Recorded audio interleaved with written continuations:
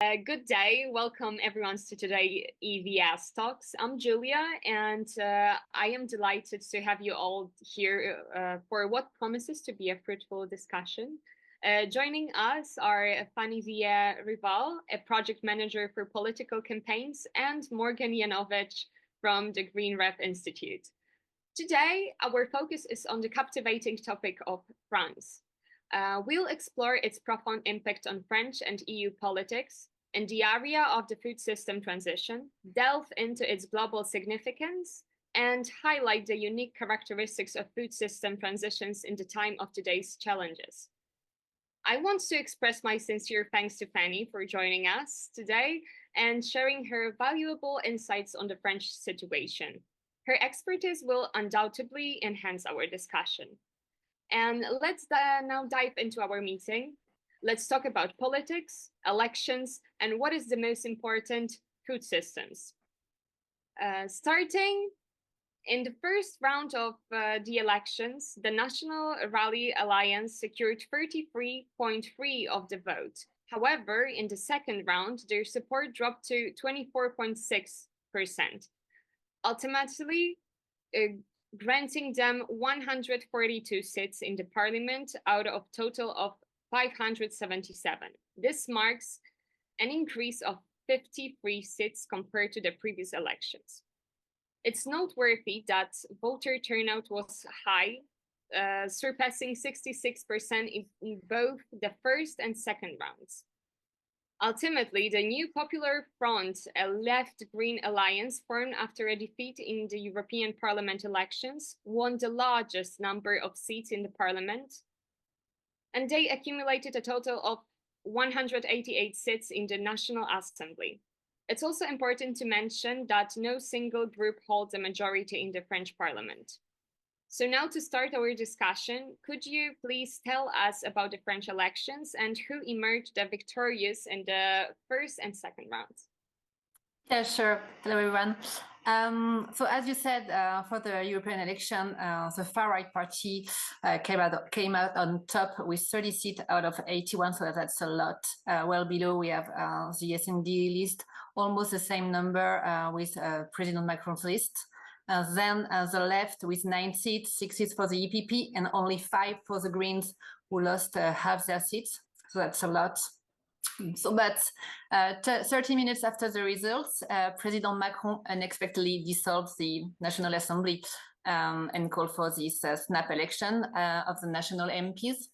So for left union. In the first round, the far right came out on top with the risk of an absolute majority. So there was a Republican barrage with many candidates withdrawing. And the Union of the Left finally arrived first, but missed the absolute majority, followed by the center and the far right. So we now have 3 blocks, plus the right, quite weak in seats, but stable. So at the time of speaking, no one really claimed the victory.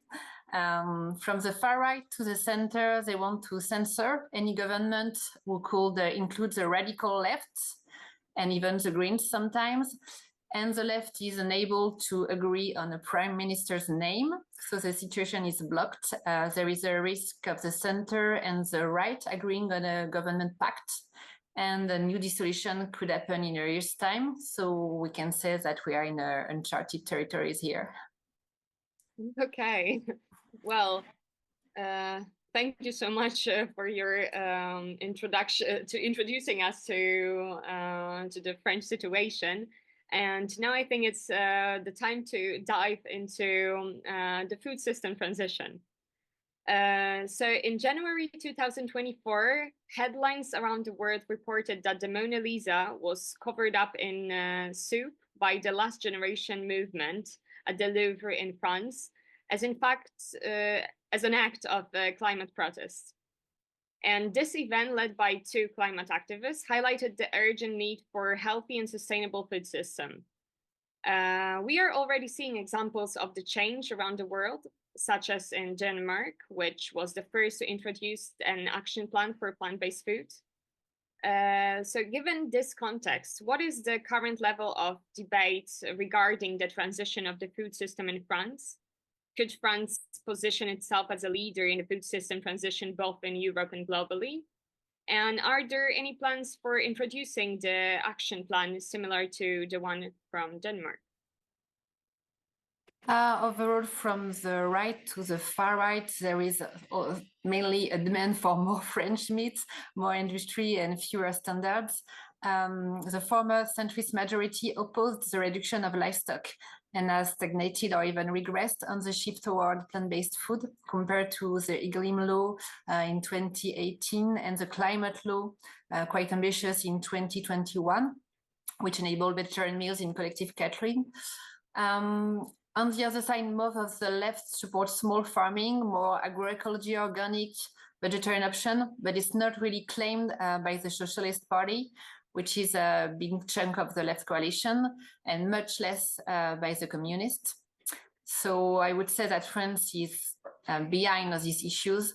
And in my opinion, it would be surprising that the country takes a leadership role, especially in the cultural battle over meat, which is deeply integrated in France's identity, very difficult to challenge. Nevertheless, various organizations are working towards sustainable food, while the intensive farming lobbies are much more heard in the instances that drove nutritional recommendation. Like, for example, the National Council of Collective Catering, which advises the purchaser of the amount of meat, dairy products consumed by millions of people, and they have huge power. So plant-based alternatives are growing, with many being produced in France, sometimes supported by public funding programs, but they are still very divisive in public opinion. And on top of that, the French former government, on a regular basis, tried to ban the use of terms like steak or sausages to the vegetarian alternatives. So it's quite difficult. I think what we could hear from your talk now is that the division of power is very uneven, and the lobby has a support, financial support, legislative support, and I think this is a major problem that we have to face as a movement. But I wanted to dive in slightly to different topic, but still around the food system transition, of course, because the year 2024 will be also remembered as a time of farmer protests in the European Union all over. And of course, France was definitely not exempt from these demonstrations, and the protests and blockades by farmers in the country were very significant. And we could definitely see all those pictures from the newspapers, online websites coming to our eyes. And following the elections, there are renewed concerns from Farmers' Union that the climate policies, which may be introduced by the new Popular Front, so a left-green alliance, could possibly harm the agricultural sector. And this has already sparked initial calls for more protest within the farmers. What do you think? Did the farmers' protest have any impact on the French elections? And if so, how did they actually affect the final results of the elections? The crisis came at the worst possible time at the launch of the European campaign. It eluded the issue of sustainability of our food system and the need to change. All the climate, ethical challenges became less audible. Any attempt to talk about the reduction of meat was labeled agribashing, a word coined by intensive farming lobbies to disqualify any criticism, with many candidates posing as people for the farmer world. So the meat question was removed from the debate. It was the main effect. It was probably less significant on the results. We don't really know, but there was no real differences between the initial polls and the results. But it's especially a victory for farm lobbies, actually, who took advantage of farmers' anger to implement anti-environmental measures, such as reducing the controls, the time limits for appeals.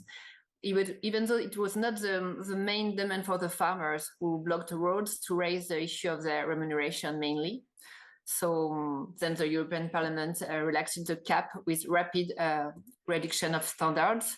So it's quite difficult because the left doesn't appear like a farmer's friend, but they claim measure for the farmer worlds, but they are not heard.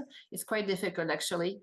We don't really know what's going to happen in the next week about that, but I don't think if we try to take some more ambitious measure now, it's not going to be a good thing, because the farmer will start against the same kind of protest, and we are going to be in the same situation, blocked. Do you think that the situation with farmers is that the narrative around those protests are like farmers versus the future of our planet? And do you think that there's any way that we can actually change this narrative to make it more friendly? Yeah, that's what we should change that, because the narrative now is that the farmer are in difficult situation, and we cannot talk about their life because we don't know their lives. We must support them, and people don't see the idea that supporting them could be eating less meat, changing the model, and we really need to change that narrative. Yeah, that's so true. And yeah, that's actually led us to our next questions, as populism and climate denialism are on the rise throughout Europe, because far-right movements are becoming increasingly visible in various countries. So, for example, in Poland, the Confederation gained 6 seats compared to only 3 seats for the left. And in the European Parliament, we are witnessing also the formation of new far-right factions, like Patriots for Europe by Marine Le Pen's National Rally and Viktor Orban's Fidesz, as well as Europe Sovereign Nations by Alternative for Germany. And the space for food system transition seems to be shrinking. What specific legislative changes are currently a priority for our organization? For your organization in the context of transforming the food system? How will the result of the recent elections in France and the European Parliament impact your efforts to transform the food system? The priority carried by L214 is a reduction of 50% in the number of terrestrial and marine animals killed by 2030. This measure is on the Green program for 2050 in the European election, and on the left program for 2030 also. But during the legislative campaign, it was less ambitious, because the 4 left had to have a common program. And so they were less ambitious on shifting toward plant-based food. They were talking more about agriculture, organic agriculture, or agroecology. Court circuit. So there are a few legislative changes heading in this direction in France. We hope it can change, but in France there is a 2030 plan for legumes sector, a plant protein strategy to increase their part in the diet, but it lacks ambition and it's poorly explained to the public. The latest agriculture orientation law was adopted in spring in the Assembly, and it's currently blocked by the political situation, but it facilitates intensive farming. It does not contribute to sustainable food. The day after the announcement of the dissolution in June, the Minister of Ecological Transition issued a decree that raises the limits for reviews for intensive farms. So it means that now many new farms will escape this assessment, making it easier for them to set up and expand to the detriment of animals and the environment. So in the coming weeks, if a left-wing government forms with the support of the radical left and the Greens, we should have some opportunities, for example, relying on some local elected who are conducted plant-based food policies in their cities, and who could have responsibilities. We are also calling for the creation of a ministry for animals. But as I said, there are little chance that such a government will form and last, and above all, have a majority of votes on this kind of subjects.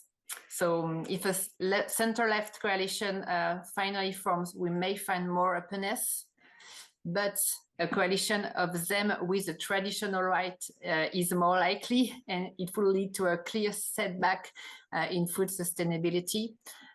Direct threaten whistleblower organizations such as us by tackling tax deduction for donors, for example. So sorry, it's not really optimistic about that.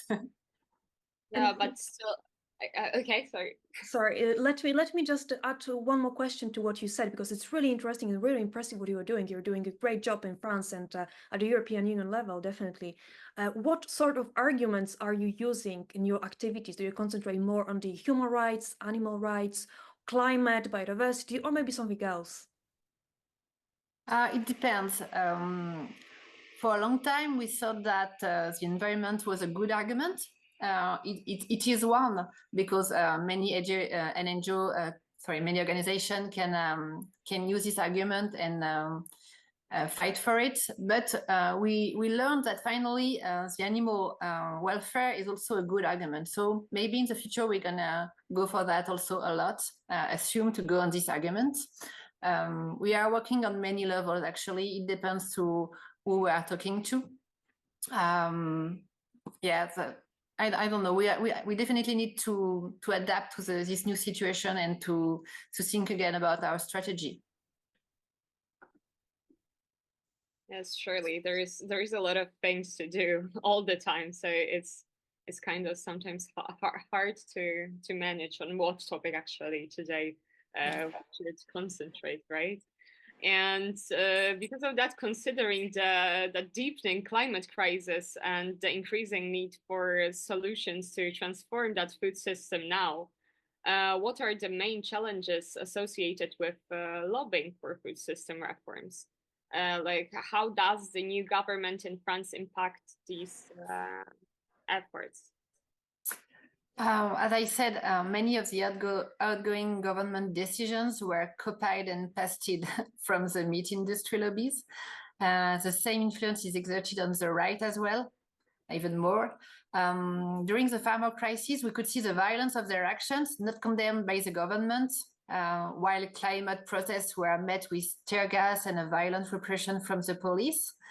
So it's definitely a challenge. Also, the left is relatively shy on animals-related issues, sometimes in a double speech with farmers, because the voters can be some kind of people who don't want to hear we want to eat less meat. So the measures for food are in regression since 2020, except on the local level.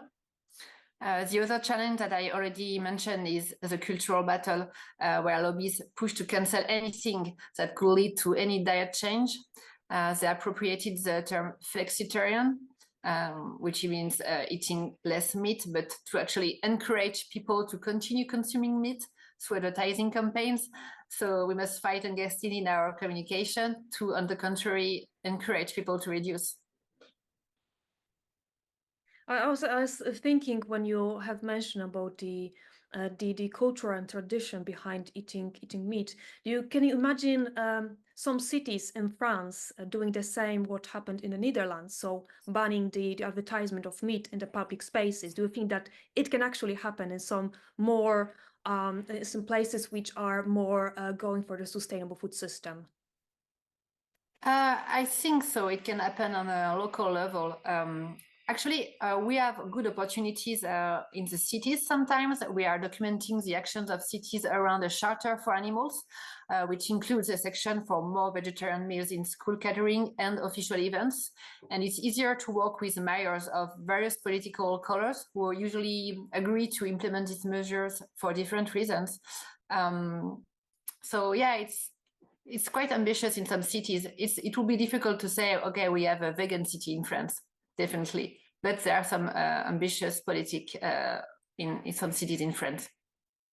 We're definitely looking forward to see more examples coming from the France on the food system transition at the local level. But I wanted to touch upon the topic of collaboration, because the recent elections results, the results of those elections can bring a shift in the political landscape, and it will definitely bring it.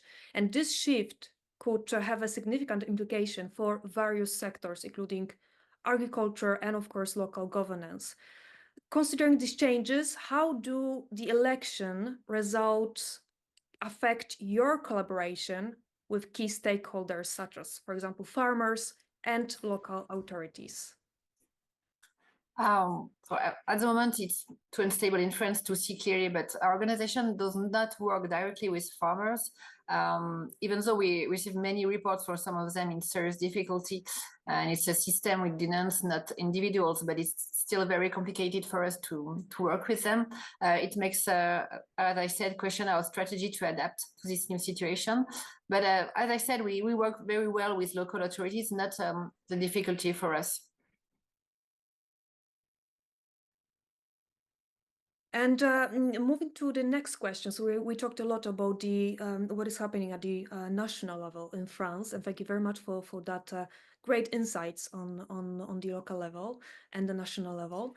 But given the evolving landscape in the European political area, it becomes crucial to analyze also the impact of the new term of the European Parliament and the European Commission on various policy reforms. And in this context, how do you view the role of the European Parliament and the European Commission in supporting or maybe hindering food system reforms in the Union? Well, it's not a good news that the Agriculture Committee is in the hands of ECR with MEPs who oppose any change. Similarly, moving from ECR to potentially EPP for DG Agriculture does not look like a revolution. Also, ecological and animal issues have been secondary lately. We hope that Ursula von der Leyen, with her re-election supported by the Greens, will go for a bigger ambition around the Green Deal and Farm to Fork. But the Commission seems to be more focused on defense, competitiveness, and from the right to the center, the support for a food system reform is not here. So we must be heard on that level. But do you think that the what is happening at the political level in France, do you think that this will be moved also at the European Parliament and the European Commission level? Do you think that members of the European Parliament from France will actually do exactly the same, lobby for maybe not very progressive changes in the food system as overall, or maybe there's a slightly more change happening at the EP and EC level? Oh, I would say it depends if we go center right or more center left, but I'm not really optimistic because it seems that no one is really going to change in the next weeks.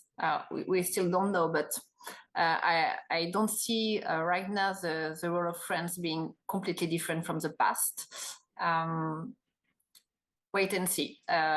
At the beginning, with President Macron, we had some ambitious things with the climate law, etc. But in the last years, working more with the right made him more ambitious on this question. So we don't really know what could happen. But I'm thinking because I want to ask you about some actions and policies considering both the national and EU levels. So, like, what collaborative actions and policies do you believe are essential for creating a resilient and sustainable food system in France and at the European Union level? And also, how can individuals and communities contribute to this transition? Well, what seems to be a priority is a change in the cap, because France is the second largest funder of the European Union, the largest beneficiary, and one of the most powerful agricultural forces. So ambitious measures carried by the country could have symbolic and concrete repercussion in Europe. Unfortunately, as I said, there is still a taboo in France surrounding agriculture, far greater than in some areas like transportation, for example. And the issue of food resilience should not be only from animal or climate protection NGO. The development of the CAP should follow the direction of text left unpublished by the Commission, such as the Sustainable Food System Framework. There is many questions. There is also the question of the future of processor industrial tools and how to reemploy them towards sustainable models. There is also the question of food environment. It's definitely a key because citizens are currently encouraged all the time to consume meat. So it's necessary to work with distributors. We do it in L214 with many brands, but also to stop public funding, especially by Europe, advertisement for animal-based products. And as I said, we can hope, fortunately, that some initiatives are being gradually built, slowly imposed at the local level with some communities, as I said, such as Grenoble, Lyon, Strasbourg, Paris, many big cities. They are engaging with local private actors in territorial food projects to increase organic food, plant proteins. And it can definitely be a first gateway to start reducing meat consumption and gradually make it more acceptable for the citizens. Go ahead, Safka, if you wanted to add something to the question. My mic was off, but I say yeah. Okay, maybe to slowly go to the end of our conversation, I wanted to ask you about your dream, because now we are in the position that we actually are facing the increasing crises on different grounds, and there's so much happening, and there's so much going on at the same time in different countries and at the EU level. There are many unknowns, and we don't know answers for so many questions. But if you could share with us your dream, what would be your dream for, let's say, the next term of the European Parliament and the European Commission? What would that be? Oh, many dreams. I would say something that could be easy to see through would be like, as I said, the possibility to people to eat plant-based food everywhere, which means in the canteens, when they go to a store, finding a vegetarian plant-based sandwich everywhere, on vacation, on the road, everywhere. Now it's we are blocked with the situation with meat everywhere, and not even if people are starting to say, okay, I should eat less meat, I should go for another diet. We can do it in our society. In Europe, there are some countries where it's easier, but in France, first, it's really difficult. So vegetarian plant-based option everywhere would be my dream, my first dream. That would be amazing. I think we have the same dream to have it in Poland, plant-based food options in schools, hospitals, kindergartens, everywhere. That is amazing. That is a great summary of our today's conversation. And maybe to sum up, thank you all for listening to today's episode. And let's very quickly recap the key points together with Fanny. We discussed the French elections. We touched on the campaigns, discussions about the food systems, and the importance of these debates for France and also the EU future. We also explored the impact of farmer protests on the election results and how these changes may affect the collaboration with the key stakeholders, for example, like local authorities or farmers. And lastly, we discussed the role of the new term of the European Parliament and the European Commission in supporting or hindering the food system reforms. Thank you very much for your attention, and we all look forward to continuing the discussion on key challenges and changes in our next episode. Please follow us on our social media, Green Refugee Institute and European Vegan Summit. See you then, and we are seeing each other already in September during the European Vegan Summit 2024. Fanny, once again, thank you so much for being with us. Thank you for the opportunity to participate in this discussion. It was a pleasure to contribute, and good luck with everything. Thank you so much.